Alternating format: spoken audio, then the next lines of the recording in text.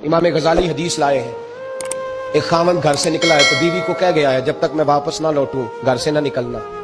2 گلیاں چھوڑ کے والد رہتے ہیں، 2 گلیاں چھوڑ کے خاوند جہاد پہ چلا گیا، کسی سفر پہ چلے گئے، کہہ گئے میری اجازت کے بغیر گھر سے نہ نکلنا۔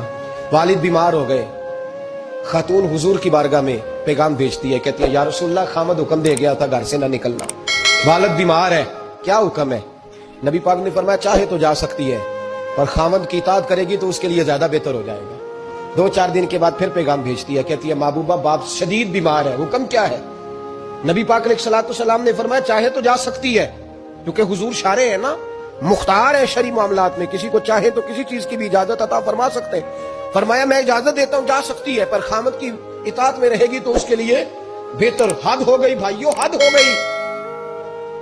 عرض کرتی ہے حضور باپ انتقال کر گیا ہے، باپ انتقال کر گیا، بیٹی ہوں کیا کروں، رہ نہیں سکتی۔ حضور نے فرمایا میں اجازت دیتا ہوں چلی جائے، پر خاوند کی فرما برداری کرے گی تو بہتر ہو جائے گا۔ صحابہ کہتے ہیں پہلے وہ پیغام بھیجتی تھی، جب باپ کا انتقال ہوا تو اس شام مصطفیٰ نے پیغام بھیجا، فرمایا پتہ کرو گئی تو نہیں، پتہ کرو گئی تو نہیں۔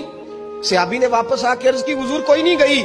فرمایا جاؤ اسے جا کے میری طرف سے خوشخبری دے دو کہ تو نے اپنے خاوند کی فرما برداری کی ہے، رب کریم نے تجھے بھی بخش دیا ہے، تیرے باپ کی بھی بخشش فرما دی ہے، تیرے اس عمل نے تیرے باپ کی بخشش کا سبب بنا دیا ہے۔